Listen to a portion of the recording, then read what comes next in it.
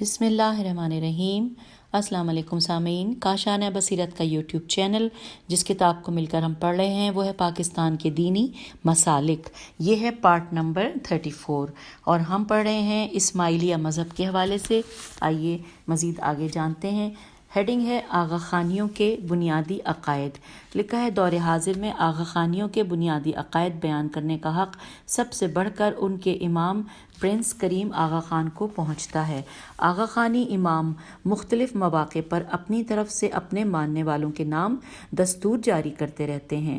اسی دستور میں وہ بنیادی عقائد کا بھی ذکر کرتے ہیں اور اپنے پیروکاروں کے لیے حکمت عملی بھی بیان کرتے ہیں۔ ہم ذیل میں اسماعیلی امام پرنس کریم آغا خان کی طرف سے جاری کیے گئے انگریزی زبان کے دستور کا اردو ترجمہ پیش کرتے ہیں۔ بسم اللہ الرحمن الرحیم۔ جبکہ اے بی سی ڈی کی طرح سے اس میں ہے، جبکہ شیعہ امامیہ اسماعیلی مسلمان باقاعدہ شہادت دیتے ہیں کہ لا الہ الا اللہ محمد الرسول اللہ، میں موجود توحید کی اور اس امر کی کہ رسول پاک محمد صلی اللہ علیہ وآلہ وسلم اللہ کے آخری اور حتمی رسول ہیں۔ اسلام جیسا کہ قرآن پاک میں وحی کیا گیا ہے، اللہ کا نوع انسانی کے لیے آخری پیغام ہے اور یہ آفاقی اور ابدی ہے۔ رسول پاک صلی اللہ علیہ وآلہ وسلم نے اللہ کی طرف سے نازل کردہ آسمانی وحی کے مطابق روحانی اور مادی زندگی پر حکم فرما قوانین بیان کیے۔ شیعہ نظریے، روایات اور تاریخ کی تعبیر کے مطابق رسول پاک صلی اللہ علیہ وآلہ وسلم نے اپنے چچا زاد اور داماد حضرت مولانا علی امیر المومنین علیہ السلام کو اللہ کے حتمی پیغام کی تعویل اور تعلیم کے لیے اور مریدوں کی رہنمائی کے لیے منصوب اور مقرر کیا۔ نیز اعلان کیا کہ امامت کو حضرت مولانا علی علیہ السلام اور آپ کی بیٹی حضرت بی بی فاطمہ زہرا سلام اللہ علیہا خاتون جنت کے ذریعے وراثت میں جاری رہنا چاہیے۔ امامت کی جانشینی نص کے ذریعے ہوتی ہے۔ یہ وقت کے امام کا کامل اختیار ہوتا ہے کہ وہ اپنی اولاد میں سے کسی مرد کو اپنا جانشین مقرر کرے، چاہے وہ اس کا بیٹا ہو یا نسل در نسل بیٹا۔ اسماعیلی طریقے میں امام کی اتھارٹی کی توثیق مرید کی طرف سے امام کی بیعت کے ذریعے ہوتی ہے۔ یہ مرید کی طرف سے امام اور مرید کے مابین مستقل روحانی تعلق کو قبول کرنے سے عبارت ہے۔ یہ اطاعت عالمی سطح پر اسلام کے عالمگیر تصور اخوت کے مطابق اسماعیلی مسلمانوں کو امام سے وفاداری، ایثار اور فرما برداری کے رشتے سے منسلک کر دیتی ہے۔ یہ انفرادی طور پر کسی مرید کے اپنے وطن سے رشتہ اتباع سے مختلف ہے۔ حضرت مولانا علی علیہ السلام کے زمانے سے اسماعیلی اماموں نے دنیا کے مختلف علاقوں پر تاریخ کے مختلف اوقات میں سرزمینوں اور لوگوں پر حکومت کی ہے اور انہوں نے وقت کی ضروریات کے مطابق حکمرانی کے قوانین اور دستور دیے ہیں جو اسلام کے اخوت، انصاف، برداشت اور بھلائی کے تصورات کے مطابق تھے۔ تاریخی طور پر اسماعیلی روایت کے مطابق وقت کے امام کو اپنے مریدوں کی روحانی ترقی اور اس کے ساتھ ساتھ ان کی زندگی کے معیار کو بہتر بنانے سے دلچسپی ہوتی ہے۔ امام کی تعلیم مرید کے روحانی راستے اور شعور کو منور کرتی ہے۔ مادی امور میں امام اپنے مریدوں کی رہنمائی کرتا ہے اور انہیں ان کی صلاحیتوں کو بہتر بنانے کے لیے ابھارتا ہے۔ نیکسٹ ہے مولانا حاضر امام شاہ کریم الحسینی عالی مرتبت پرنس آغا خان حضرت مولانا علی علیہ السلام اور حضرت بی بی فاطمہ علیہ السلام کے ذریعے براہ راست خاندانی طور پر رسول پاک صلی اللہ علیہ وآلہ وسلم کی نسل سے اسماعیلی مسلمانوں کے 49ویں امام ہیں۔ ایچ میں لکھا، ایچ کو پڑھتے ہوئے ہم آ گئے پیج نمبر 351 پر۔ اپنی حیثیت کے اعتبار سے اور اسماعیلی مسلمانوں کے ایمان اور یقین کے مطابق امام کو اسماعیلی مسلمانوں کے تمام مذہبی اور جماعتی امور پر تصرف کا اختیار حاصل ہے۔ مولانا حاضر امام کی خواہش اور ہدایت ہے کہ مختلف ممالک میں اسماعیلی مسلمانوں پر اس وقت جو دساتیر نافذ ہیں ان پر یہ دستور حاکم ہوگا اور انہیں یہ دستور دیا جائے گا ان کے اتحاد اور مذہبی و سماجی بھلائی کے لیے مختلف لوگوں کے مابین ثمر بخش تعامل حاصل کرنے کے لیے وسائل کے استعمال کو بہتر بنانے کے لیے، نیز اسماعیلی مسلمانوں کو اس قابل بنانے کے لیے کہ وہ امہ اور جن معاشروں میں رہتے ہیں ان کی زندگی کے معیار کو بہتر بنانے میں درست اور معنی خیز حصہ ڈال سکیں۔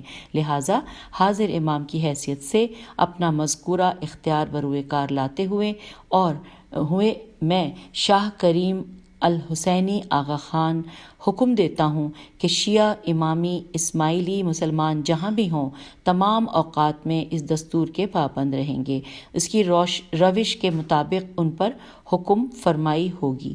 نیکسٹ پیراگراف میں لکھا ہے کہ اسے مولانا حاضر امام شاہ کریم الحسینی عالی مرتبت آغا خان نے تھیر ماؤٹ جنیوا میں 13 دسمبر 1986 مطابق 10 ربیع الثانی 1407 ہجری کو اپنی امامت کے 30ویں سال میں اپنے دستخط اور مہر کے ساتھ جاری کیا۔ اپنے امام کے اس دستور کے بارے میں ڈاکٹر امین والیانی لکھتے ہیں کہ امام اسماعیلیوں کے مختلف اداروں کو باہمی دنیاوی امور کی انجام دہی کے لیے دستور و قوانین بھی دیتا ہے۔ امام کی جانب سے یہ تحریر شدہ دستور موجود صدی کی وضع ہے۔ تازہ ترین دستور جو کہ امام کی جانب سے جاری ہوا 1986 کا دستور ہے، جسے 1998 میں دوبارہ جاری کیا گیا۔ آگے لکھا ہے کہ امین والیانی دستور کے بارے میں مزید لکھتے ہیں کہ موجودہ فرمان کے پیش لفظ کی روشنی میں امام اپنے مریدوں کی روحانی اور دنیاوی زندگی کے احوال میں بہتری کا ذمہ دار ہے۔ امام کی تعلیمات مرید کی روحانی اور دنیاوی زندگی کو روشن کرتی ہیں۔ امام مریدوں کی رہنمائی کرتا ہے اور ان کی صلاحیات کے تکامل کاف الف میم لام کی رغبت دلاتا ہے۔ مریدوں کے لیے ضروری ہے کہ وہ امام کی متعین کردہ راہ پر اسلامی قوانین کی روشنی میں زندگی گزاریں۔ اور یہ حوالہ یہاں پر حوالہ نمبر 3 ہے جو ہم حواشی میں پڑھیں گے۔ آگے لکھا ہے ڈاکٹر امین والیانی نے خود بھی اپنے مقالے میں آغا خانیوں کے عقائد کا خلاصہ بیان کیا ہے۔ ہم یہاں پر ان کی ایک عبارت کا ترجمہ درج کرتے ہیں۔ اسماعیلیت کا ظہور بھی اسلام کی مانند جزیرہ عرب میں ہوا۔ اسماعیلی شیعت کی ایک اہم شاخ پر مشتمل ہیں۔ اہل تشیع کی مانند اسماعیلی بھی اسلامی تعلیمات کی ایک مخصوص شکل سے وابستہ ہیں۔ وہ ایمان رکھتے ہیں کہ رسول خدا صلی اللہ علیہ وآلہ وسلم کے بعد ائمہ کا یہ ایک سلسلہ ہے جس کی ابتدا حضرت علی علیہ السلام سے ہوئی، جو کہ رسول خدا کے چچا زاد اور داماد تھے۔ ان کے عقیدے کے مطابق امامت نص کے ذریعے بڑھتی ہے۔ ان کا عقیدہ ہے امام وقت کے لیے اپنے جانشین کا تقرر اولین ذمہ داری ہے جو کہ وہ اپنی نسل میں سے کرتا ہے۔ اس طرح آغا خان چہارم اسماعیلیوں کے 49ویں امام ہیں۔ اور حوالہ ہے نمبر 4 جو کہ ہم حواشی میں پڑھیں گے۔ ہم پیج نمبر 352 پہ آ گئے ہیں۔ ہیڈنگ ہے آغا خانیوں کا نظریہ امامت۔ لکھا ہے آغا خانیوں کے عقائد، ان کے مذہبی اعمال اور ثقافتی امور سب کا سرچشمہ ان کا نظریہ امامت ہے۔ ان کی تمام مذہبی زندگی اپنے امام اور نظریہ امامت کے گرد گھومتی ہے۔ ڈاکٹر امین والیانی کی یہ عبارتیں اسی امر کی حکایت کرتی ہیں۔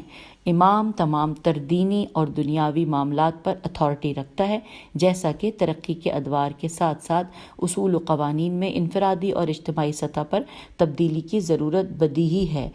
امام اپنی دعوت کمیٹی کو اجازت دیتا ہے کہ وہ حالات کے تناظر میں اصول و قوانین کی شرح کرے اور دعویٰ دنیا کے بدلتے ہوئے حالات کے تناظر میں ان قوانین کی شرح کرتی ہے۔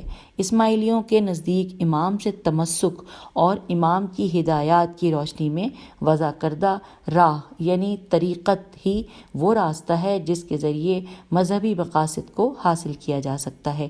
امام ایک روحانی پیشوا کے طور پر عالمی حقائق کو مد نظر رکھتے ہوئے عقائد پر مبنی تبدیلی اور تسلسل کا ایک مفصل خاکہ پیش کرتے ہیں۔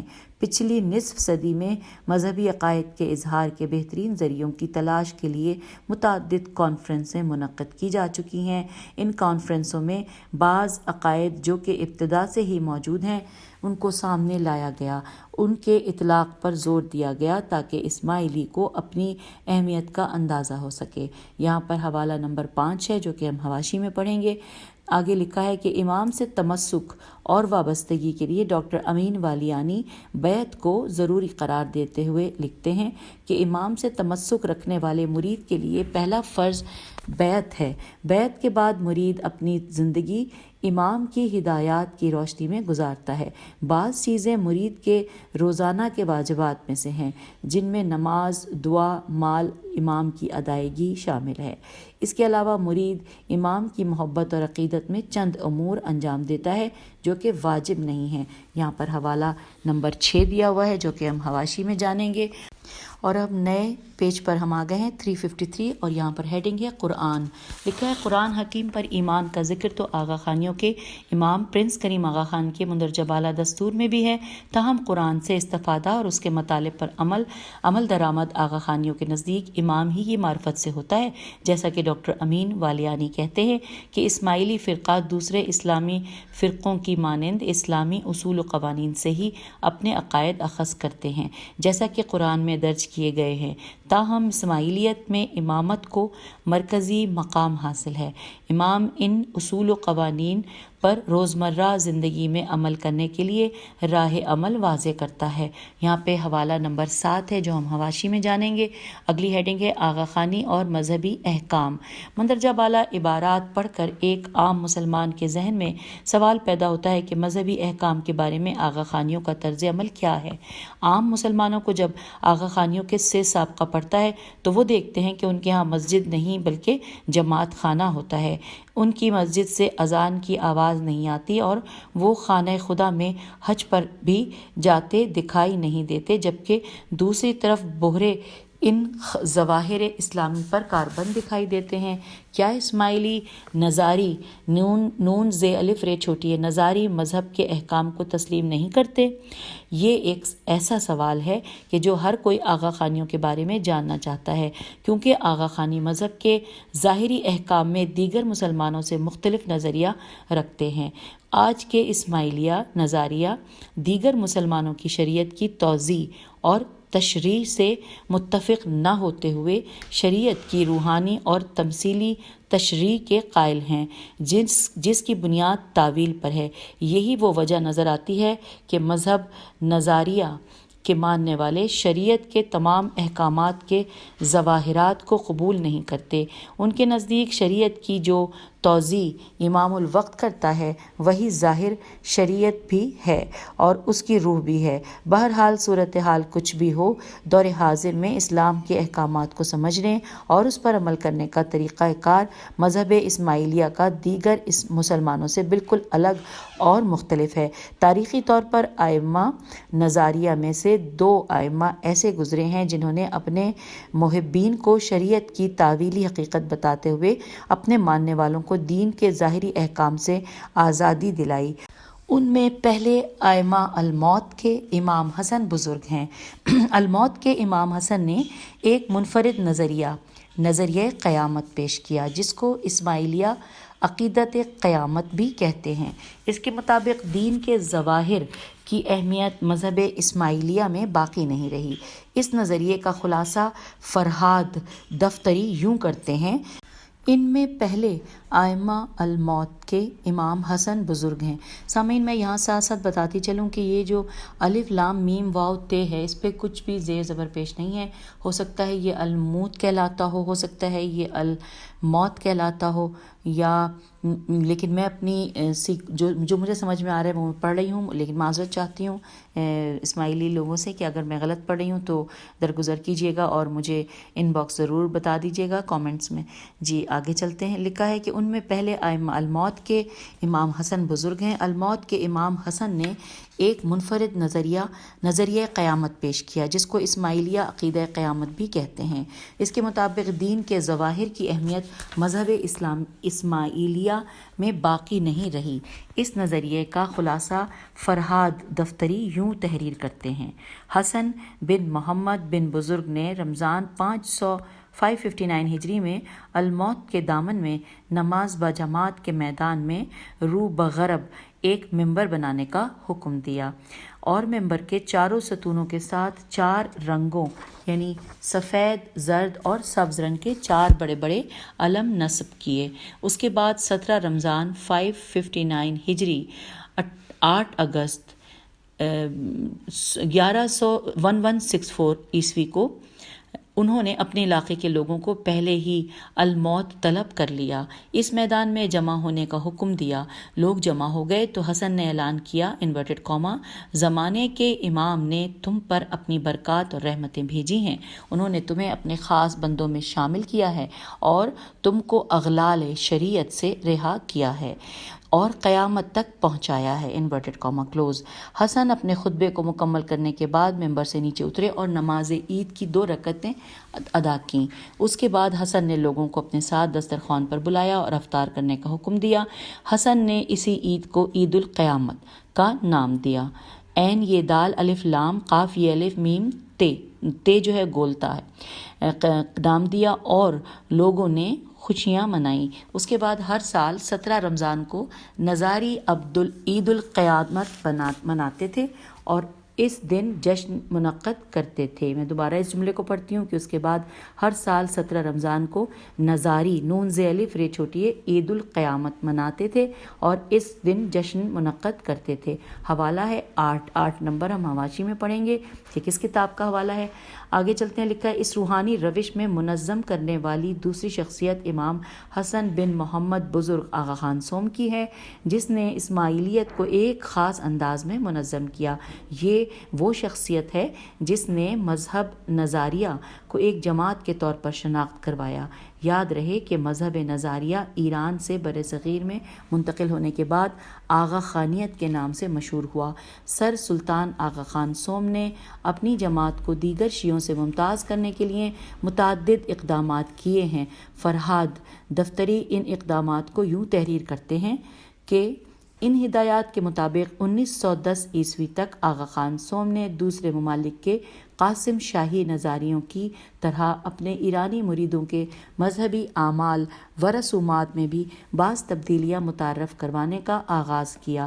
انہوں نے بالخصوص ان مذہبی رسومات میں تبدیلی یا سادگی پیدا کی جن کو دوسرے مسلمانوں کی طرح ایرانی شیعہ بھی فروع دین کا درجہ دیتے تھے، جو اسلامی شریعت کے ایجابی قواعد پر مشتمل تھیں، مثلا عبادت، طہارت، صوم اور حج کی رسومات وغیرہ۔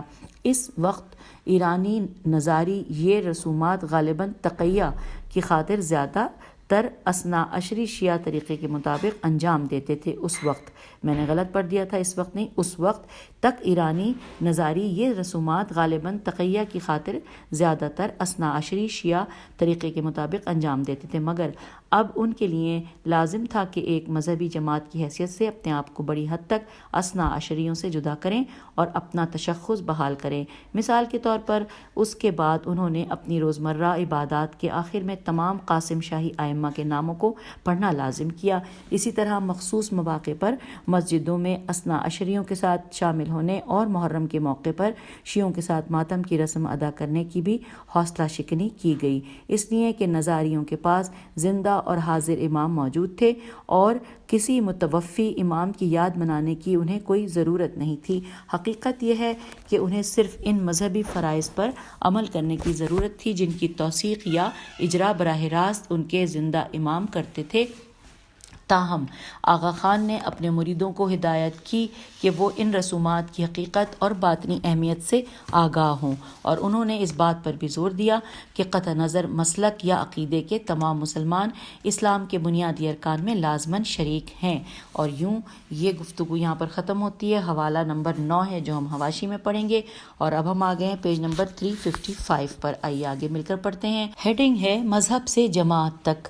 موجودہ دور کے آغا خانیوں کا قریب سے جائزہ لیا جائے تو یہ بات آسانی سے سمجھ آ جاتی ہے کہ وہ اس وقت ایک جماعت کی شکل اختیار کر چکے ہیں، جیسا کہ سطور بالا میں بیان کیا گیا ہے کہ اس کی ابتدا موجودہ آغا خانی پیشوا کے دادا سر سلطان محمد خان آغا خان سوم کے دور سے ہوتا ہے۔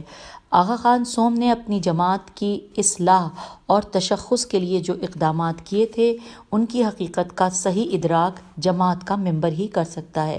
بہرحال آغا خان سوم کے ان اقدامات سے جہاں جماعت کو منظم کرنے میں مدد ملی، وہیں پر مذہب نظاریہ دیگر مسلمانوں سے الگ ہو گیا۔ اب نظاریہ مذہب کے بجائے ایک جماعت اور کمیونٹی کی شکل اختیار کر گیا ہے۔ آغا خان سوم کی طرح پرنس شاہ کریم آغا خان چہارم نے بھی ان اصلاحات کو جاری رکھا۔ البتہ شاہ کریم آغا خان کی موجودہ سیرت میں دین شناسی کے حوالے سے بعض ایسے اقدامات بھی سامنے آئے ہیں جن کی وجہ سے شیعہ اثنا عشری اور شیعہ اسماعیلیہ نظاری میں ایک بار پھر قدر دین شناسی اور دین فہمی میں ہم آہنگی پیدا ہوئی ہے۔ اس کا کچھ اظہار اس حصے میں عقائد کے بارے میں دیے گئے آغا خان چہارم کے دستور سے بھی ہوتا ہے۔ اس کی وضاحت ڈاکٹر امین والیانی کے ان مقالات سے بھی ہوتی ہے جن کا ذکر ہم نے اس باب میں مختلف مقامات پر کیا ہے۔ علاوہ ازیں آغا خانیوں کی ویب سائٹ سے بھی اس امر کی تفصیلات معلوم کی جا سکتی ہیں، ان کا ذکر ہم اس باب کے آخری حصے میں کریں گے۔ اب نیکسٹ ہیڈنگ ہے دیگر مسلمانوں سے اسماعیلیوں کے فرق کا خلاصہ۔ لکھا ہے جیسا کہ اس باب میں دیے گئے اسماعیلی دانشوروں کے اقتباسات سے ظاہر ہوتا ہے، اسماعیلی دیگر مسلمانوں سے عقائد میں خاصے اختلافات رکھتے ہیں، البتہ احکامات میں یہ زیادہ مختلف نظر آتے ہیں کیونکہ عقائد اور اعمال کی بجا آوری حضرت امام کے احکامات کے تناظر میں ہوتی ہے۔ قرآن و احادیث کی حاضر امام کی روایات اور احکامات کے مطابق تشریح کرتے ہیں، کیونکہ اسماعیلیت کی روح دین کو امام حاضر کی تشریح کے مطابق سمجھنا ہے۔ یہی وجہ ہے کہ موجودہ نظاری اسماعیلی اسلام کے ظواہر پر عمل پیرا نہیں، امام کے احکامات کے مطابق دین کی اصلیت، حقیقت اور روح اس کا باطن ہے۔ عقائد اسماعیلیہ جو تمام اسماعیلی فرقوں میں مشترک ہیں کے بنیادی اصول یہ ہیں کہ ائمہ منصوص من اللہ ہیں، ائمہ منصوص من اللہ ہیں اور ان کا نسل حضرت علی سے ہی ہونا بھی ضروری ہے، امام پر نص کا ہونا لازمی ہے۔ ہم آگے پیج 356 پر لازمی ہے یعنی سابقہ امام اپنے قائم مقام کا تعین کرے۔ تسلسل امامت کا ہونا بھی ضروری ہے، لیکن نظاریوں کے علاوہ دیگر تمام اسماعیلی فرقوں میں امامت کا سلسلہ رک گیا ہے، جیسے قرامتہ کل 7 قاف رے الف میم توئے ہے، قرامتہ کل 7 یعنی 7 ائمہ کو مانتے ہیں۔ 7ویں امام محمد بن اسماعیل کو قائم القیامہ سمجھتے ہیں۔ دروزی دال رے واو زے چھوٹی ہے، دروزی 16 ائمہ کو مانتے ہیں۔ حاکم بامر اللہ کو قائم القیامہ اور آخری امام سمجھتے ہیں۔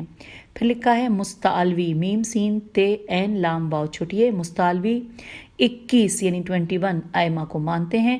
امام طیب کو امام غائب تصور کرتے ہیں، اسی طرح امامت بھائی سے بھائی کی طرف منتقل نہیں ہوتی ہے۔ مستعلیوں میم سین تے عین لام واو یہ واو نون غنہ، مستعلویوں کے نزدیک سوائے حضرت امام حسن اور حضرت امام حسین کے اسماعیلی اپنے عقائد کو فلسفیانہ انداز میں اس طرح پیش کرتے ہیں کہ ایک عام انسان کو ان کے عقائد اور نظریات کو سمجھنا کافی دشوار ہے۔ امامت ان کے عقائد میں اساس کی حیثیت رکھتی ہے۔ شیعہ اسماعیلی دین کے اصول اور فروع کا ایک منظم مجموعہ پیش کرتے ہیں جنہیں 7 ستون 7 دعائم الدین اور ارکان الدین کا نام دیا جاتا ہے۔ اس مجموعے کو امام جعفر صادق علیہ السلام کی ایک حدیث کے مصداق قرار دیتے ہیں، جیسا کہ القاضی ابو حنیفہ النعمان بن محمد کی کتاب دعائم الاسلام دال عین الف حمزہ میم دعائم الاسلام کے مقدمے میں تحریر ہے کہ امام جعفر صادق بن محمد صادق سے روایت ہے کہ آپ فرماتے ہیں کہ اسلام کی بنیاد 7 ستونوں پر ہے۔ اول ولایت جو سب سے افضل ہے اور اسی ولایت ولی سے دوسرے تمام دعائم اور بریکٹ میں لکھا ہے ستون کی معرفت تک پہنچا جا سکتا ہے۔ دوم طہارت، سوم نماز، چہارم زکوٰۃ، پنجم روزہ، ششم حج اور ہفتم جہاد۔ یہاں پر حوالہ نمبر 10 ہے جو حواشی میں سے ہم چیک کریں گے۔ لکھا ہے اصول دین کی یہ فہرست قدیم کتب میں پائی جاتی ہے جنہیں موجودہ اسماعیلی مستعلی فرقہ م س ت ع الف لام چھوٹی ہے مستعلی فرقہ من و ان قبول کرتا ہے اور اس پر عمل پیرا بھی ہے، جبکہ اس کے برعکس اسماعیلی نظاریہ کے 30ویں امام کے یوم القیامت کے اعلان اور اس کی فلسفیانہ توضیح کے بعد اب نظاری اسماعیلی اسلام کے احکام کے ظواہرات پر عمل پیرا نہیں ہیں، جس کی وجہ سے اصول دین اور فروع دین کی مندرجہ بالا ترتیب کی جگہ فلسفیانہ تشریحات اصول اور فروع کی شکل میں نظاریوں کے پاس موجود ہیں۔ اس حوالے سے آغا خانی دانشور نصیر الدین ہنزائی ہے نون ز الف حمزہ چھوٹی ہے ہنزائی کی تالیفات کی طرف رجوع کیا جا سکتا ہے، خصوصاً ان کی کتاب سلسلہ نور امامت اس موضوع پر اہم ترین کتاب ہے۔ موصوف نظاری مذہب کی موجودہ اصول دین اور فروع دین کے بارے میں رقم تراز ہیں کہ اصول دین 4 ہیں: عقل کل، نفس کل، ناطق اور اساس۔ ان میں سے 2 اصل عقل کل اور نفس کل روحانی ہیں، 2 اصل ناطق اور اساس جسمانی ہیں۔ فروع دین 6 ہیں: جد جیم دال دال پہ تشدید ہے، جد، فتح، خیال، امام، حجت، دائی دال الف عین چھوٹی ہے۔ ان میں سے 3 فرع فیر عین جد، فتح اور خیال روحانی ہیں اور 3 فرع فیر عین امام، حجت اور دائی جسمانی ہیں۔ پھر لکھا ہے کہ جد اسرافیل، فتح میکائیل اور خیال جبرائیل کے نام ہیں۔ دوبارہ پڑھتی ہوں، جد اسرافیل، فتح میکائیل اور خیال جبرائیل کے نام ہیں۔ امام سے مراد امام زمان، حجت کا مطلب 28 حجتوں میں سب سے بڑا، یعنی باب یا امام کا وہ فرزند جو لاحق نور ہو، اور دائی سے مراد 360 دائیوں میں سے وہ دائی ہے جو حجت اعظم کا لاحق ہو۔ حوالہ یہاں پر ہے 11 جو کہ ہم نے حواشی میں دیکھنا ہے۔ اب ہم پیج نمبر 357 پہ آ گئے ہیں اور ہیڈنگ ہے بہروں کے عقائد۔ بہرے عامت المسلمین کی طرح توحید، رسالت اور قیامت پر ایمان رکھتے ہیں۔ جیسا کہ حصہ اول میں بیان کیا جا چکا ہے، رسول اکرم صلی اللہ علیہ وآلہ وسلم کے بعد وہ امام علی علیہ السلام کو اپنا پیشوا جانتے ہیں۔ ان کے بعد امام حسن، امام حسین علیہ السلام، امام علی زین العابدین علیہ السلام، امام محمد باقر علیہ السلام اور امام جعفر صادق علیہ السلام کی امامت پر اعتقاد رکھتے ہیں۔ ان کے بعد تمام اسماعیلی حضرت اسماعیل بن جعفر کی امامت کا عقیدہ رکھتے ہیں اور اور ان کے بعد مستنصر باللہ تک کی امامت میں اسماعیلیوں کے مابین اختلاف نہیں۔ مستنصر باللہ کے بعد بہرے مستعلی باللہ کی امامت کو قبول کرتے ہیں۔ مستعلی 6 سال کا تھا کہ تخت نشین ہوا اور 28 برس کی عمر میں وفات پا گیا۔ اس کے بعد العامر باحکام اللہ 495 میں ہجے کر دیتی ہوں۔ العامر الف لام الف مد آ میم رے بے الف ہے کاف الف میم باحکام اللہ اور پھر اللہ ہے ساتھ 495 ہجری میں 5 برس کی عمر میں حکمران بنا۔ بہروں کا عقیدہ ہے کہ ان کا کمسن بیٹا طیب تھا جس کے حق میں العامر نے وصیت کی تھی۔ بہروں کے امام طیب اور ان کی اولاد سب پردہ غیب میں ہیں۔ یہی نظریہ ان کا اہم ترین امتیازی عقیدہ ہے۔ اس سلسلے میں ذوق انصاری رقم تراز ہیں کہ ایمان کے درجات کے ساتھ علم دین کے درجات مقرر ہیں جو بصیرت بڑھنے کے ساتھ ساتھ طے ہوتے ہیں۔ قرآن و حدیث کے ظاہرہ الفاظ سے باطنی معانی تک پہنچانا علم و عمل کی طہارت کا ایک زینہ ہے جو فاطمی ائمت کی ہدایت میں طے ہوتا ہے۔ قرآن حدیث احکام شریعت اور نیک اعمال کو اسماعیلی پر بھی تمام امت اسلامی کی طرح اولین درجہ دیتے ہیں، لیکن اسی کے ساتھ جہاں اشتباہ یا ابہام ہو یا تعویل و تفسیر کی ضرورت ہو وہاں باب العلم کے سے روشنی حاصل کرتے ہیں۔ چنانچہ اگر امام زمانہ علیہ السلام ظاہر ہوں تو وہ بذات خود نہ ان کی طرف سے دعوت حق دینے اور دینی مسائل میں راہ دکھانے کے لیے ایسی ہستیاں موجود رہتی ہیں جنہیں امام کی طرف سے امت پر کامل اختیارات حاصل ہوتے ہیں۔ یہی ہستی داعی مطلق کی ہے جو نائب امام ہے۔ امام اور امت کے درمیان ایک ظاہری واسطہ ہے۔ جب تک امام بنفس نفیس ظاہر نہ ہوں، داعی مطلق ان کی طرف سے نیابت اور ہدایت کے فرائض انجام دیتے رہتے ہیں، اور ان کا ایک فریضہ یہ بھی ہے کہ اپنے زمانے کے اہل علم اور اہل تقوی میں سب سے بہتر انسان کو چن کر آئندہ کے لیے داعی مطلق مقرر کریں۔ آئیے آگے چلتے ہیں۔ لکھا ہے داعی مطلق انورٹڈ کاما میں ہے، پھر لکھا ہے علم، فضل اور تقوی میں نائب امام ہونے کے باوجود خود کو غلامان محمد صلی اللہ علیہ وآلہ وسلم سے شمار کرتے ہیں، اور یہی الفاظ مملوک آل محمد صلی اللہ علیہ وآلہ وسلم اپنی شان میں استعمال کرنا قابل فخر سمجھتے ہیں۔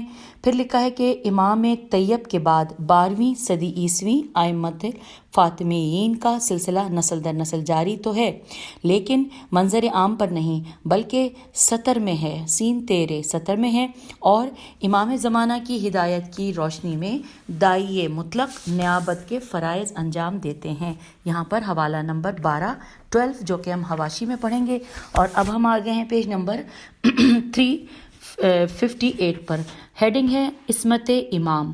لکھا ہے بہرا مسلک کے مطابق بھی امام معصوم ہوتا ہے، جیسا کہ زوئے انصاری لکھتے ہیں کہ اسماعیلی عقیدہ ہے تمام ائمہ طاہرین معصوم ہوتے ہیں، ان سے کوئی کبیرہ یا صغیرہ گناہ صادر نہیں ہو سکتا، اور جہاں قرآن مجید یا حدیثوں میں بعض مقامات پر ایسے الفاظ آ گئے ہیں جن سے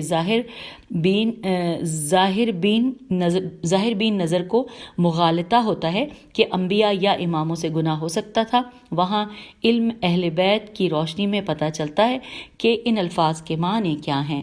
رسول اللہ کا یہ فرمانا کہ انا مدینۃ العلم و علی بابھا دراصل یہی دکھاتا ہے کہ علم دین کی کنجی ان تعویلات میں پوشیدہ ہے جو امیر المومنین حضرت علی علیہ السلام اور ائمۃ فاطمیین کے ذریعے معلوم ہوتی ہیں۔ یہاں پہ حوالہ نمبر 13 ہے جو کہ حواشی میں ہم جانیں گے۔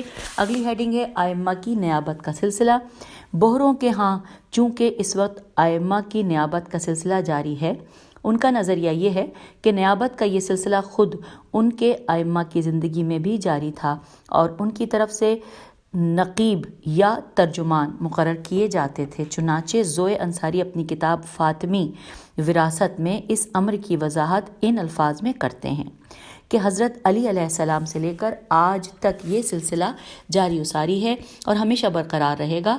ائمۃ الفاطمیین کا تعلیمی عمل اس کی شہادت دیتا ہے۔